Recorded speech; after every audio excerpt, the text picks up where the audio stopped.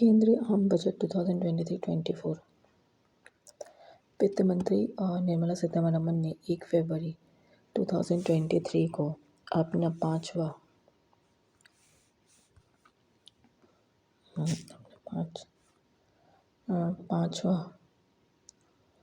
केंद्रीय बजट 2023-24 पेश किया। कुल 45.3 लाख करोड़ रुपए का बजट पेश किया गया, जो पिछले बजट से 7.5% कुल 45.3 लाख करोड़ का बजट पेश किया गया, जो पिछले बजट से 7.5% अधिक है। यह अमृतकाल का पहला बजट है। अमृतकाल के लिए विजन: सशक्त और समावेशी अर्थव्यवस्था, युवा वर्ग पर विशेष जोर देते हुए नागरिकों के लिए अवसर, रोजगार सृजन में वृद्धि, मजबूत और स्थिर वृहत आर्थिक वातावरण। बजट 2023-24 की 7 प्राथमिकताएं या सप्तऋषि: समावेशी विकास, अवसंरचना और निवेश, हरित विकास, वित्त क्षेत्र, आखिरी व्यक्ति तक पहुंच, क्षमता का विकास, युवा शक्ति। बजट अनुमान 2023-24 में कुल व्यय 23 में कितना है? 45.03 लाख करोड़। पूंजीगत व्यय 10.01 लाख करोड़। राजस्व व्यय 35.02 लाख करोड़। प्रभावशाली पूंजीगत व्यय 13.71 लाख करोड़। प्रभावशाली पूंजीगत व्यय 13.71 लाख करोड़। कुल प्राप्तियां 27.2 लाख करोड़। कुल प्राप्तियां उधारी के अलावा 27.2 लाख करोड़। राजस्व प्राप्तियां 26.32 लाख करोड़। राजस्व प्राप्तियां 26.3 लाख करोड़। पूंजी प्राप्तियां 18.70 लाख करोड़। पूंजी प्राप्तियां 18.70 लाख करोड़। राजस्व घाटा 9.9 लाख करोड़। राजस्व घाटा 9.9 लाख करोड़। जीडीपी का है 3.8%। राजस्व घाटा, अच्छा ये 22 का था। राजस्व घाटा 23 का कितना? 8.69 लाख करोड़। जीडीपी का 2.9%, 8.69 लाख करोड़। राजकोषीय घाटा 16.6 लाख करोड़। जीडीपी का 6.4 करोड़। राजकोषीय घाटा 16.6 लाख करोड़। जीडीपी का 6.4 करोड़। राजकोषीय घाटा 17.86 लाख करोड़। जीडीपी का 5.9%। राजकोषीय घाटा 17.86 लाख करोड़। जीडीपी का 5.9%। प्राथमिक घाटा 7.06 लाख करोड़। जीडीपी का 2.3%। प्राथमिक घाटा 7.06 लाख करोड़। जीडीपी का 2.3%। विशिष्ट मंत्रालयों के लिए आवंटन: रक्षा मंत्रालय 5.94। विशिष्ट मंत्रालयों के लिए आवंटन: रक्षा मंत्रालय 5.94 लाख करोड़। 5.94 लाख करोड़। विशिष्ट मंत्रालयों के लिए आवेदन: रक्षा मंत्रालय 5.94 लाख करोड़। सड़क परिवहन और राजमार्ग 2.7 लाख करोड़ रुपए। सड़क परिवहन और राजमार्ग 2.7 लाख करोड़ रुपए। रेल मंत्रालय 2.41 लाख करोड़। रेल मंत्रालय 2.41 लाख करोड़। उपभोक्ता मामले और खाद्य 2.06 लाख करोड़ रुपए। उपभोक्ता मामले और खाद्य 2.06 लाख करोड़ रुपए। गृह मंत्रालय 1.96 लाख करोड़ रुपए। गृह मंत्रालय 1.96 लाख करोड़ रुपए। शिक्षा मंत्रालय 1.13 लाख करोड़ रुपए। शिक्षा मंत्रालय 1.13 लाख करोड़ रुपए। रसायन और उर्वरक मंत्रालय 1.78 लाख करोड़ रुपए। रसायन और उर्वरक मंत्रालय 1.78 लाख करोड़ रुपए।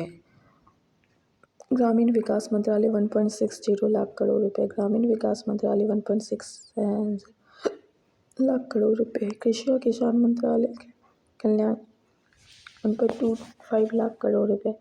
कृषि और किसान कल्याण 1.25 लाख करोड़ रुपए। संचार मंत्रालय 1.23 लाख करोड़ रुपए। संचार मंत्रालय 1.23 लाख करोड़ रुपए।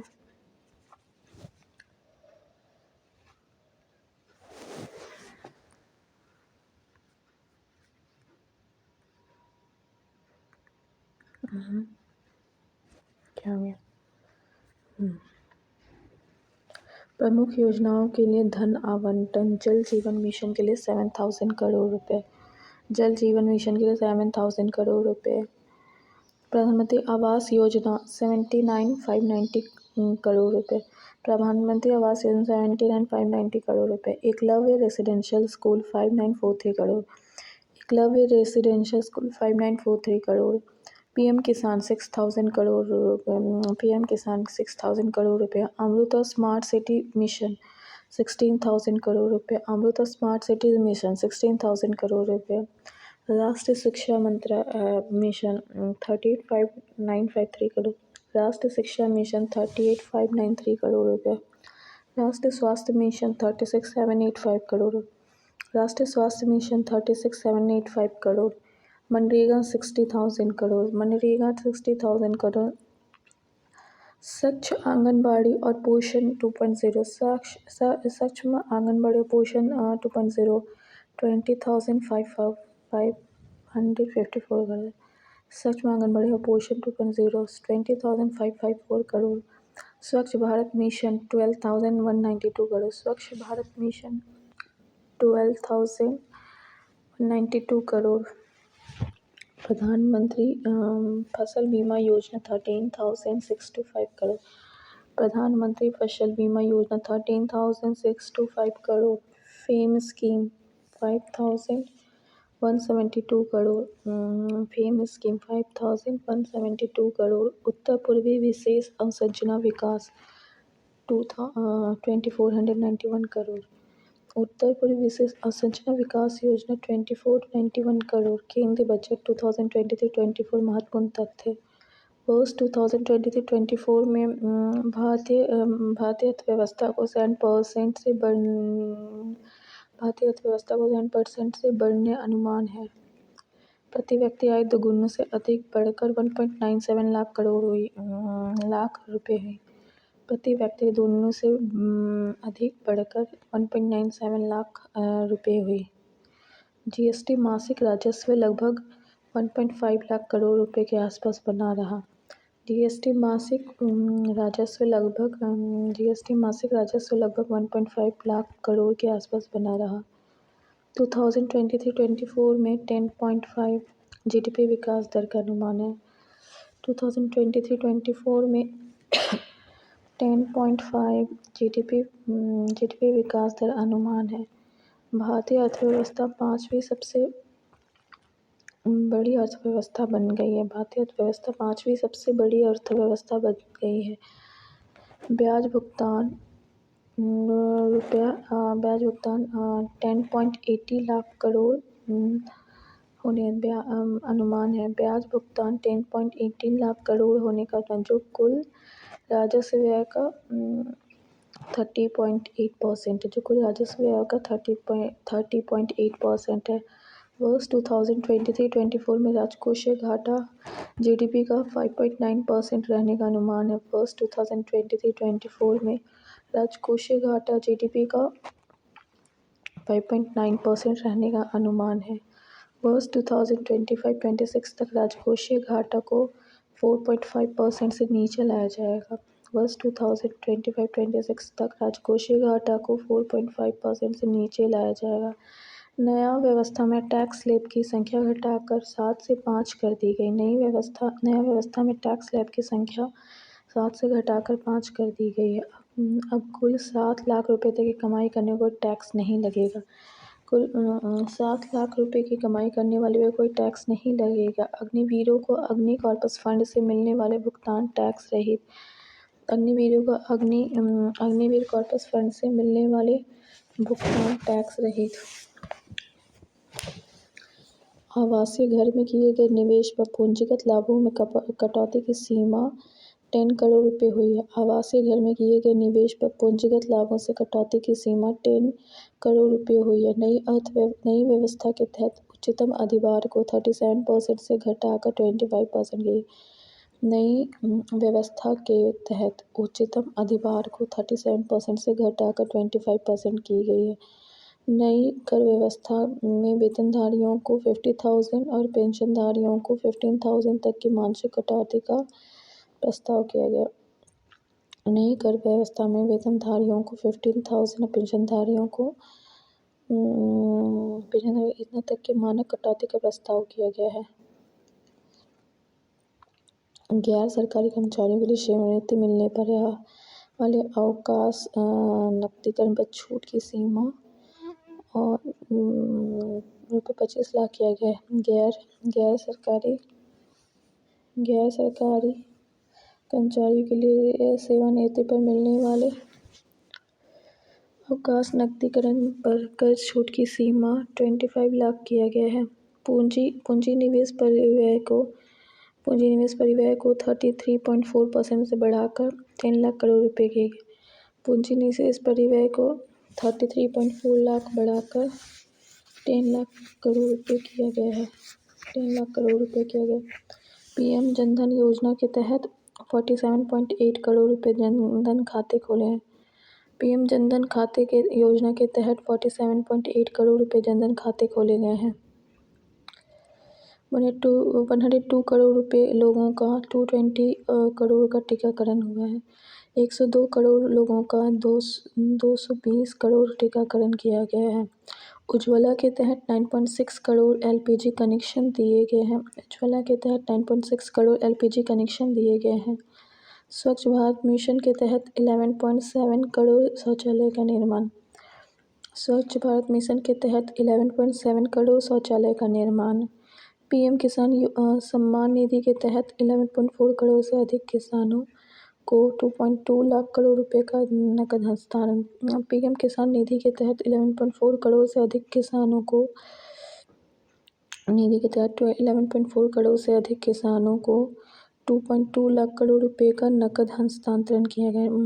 पीएम किसान सम्मान निधि के तहत 11.4 करोड़ से अधिक किसानों को 2.2 लाख करोड़ रुपए का नकद हस्तांतरण किया गया है।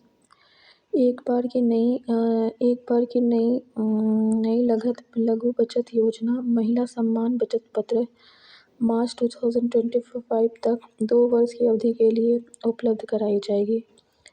एक बार की नई लघु बचत योजना महिला सम्मान बचत पत्र मार्च 2025 तक 2 वर्ष की अवधि के लिए उपलब्ध कराई जाएगी। मासिक आय खाता योजना के तहत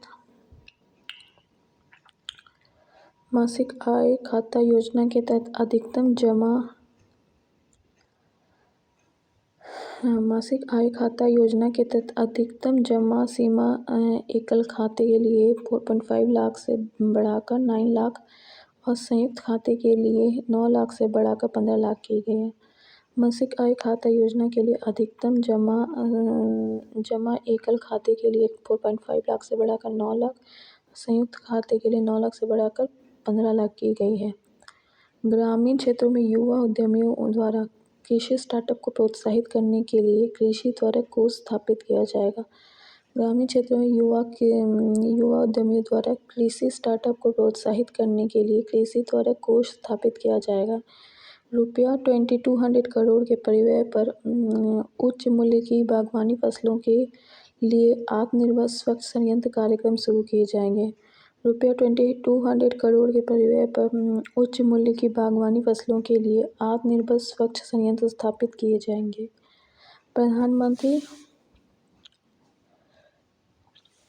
प्रधानमंत्री विश्वकर्मा कौशल सम्मान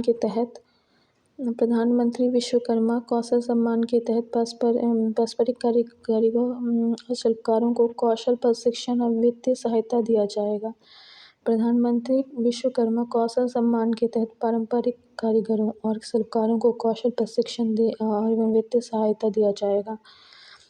DAY NRLM के तहत 81 लाख स्वयं सहायता समूहों को बड़े उत्पादन उद्यम में परिवर्तित किए जाए। DAY NRLM के तहत 81 लाख स्वयं सहायता समूहों को बड़े उत्पादन उद्यमों में परिवर्तित किया जाएगा।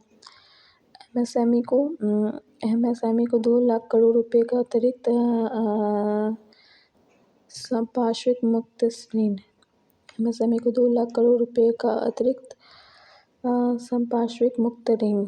MSME के संविदा निष्पादन को सरल बनाने के लिए विश्वास लाया जाएगा। MSME के संविदा निष्पादन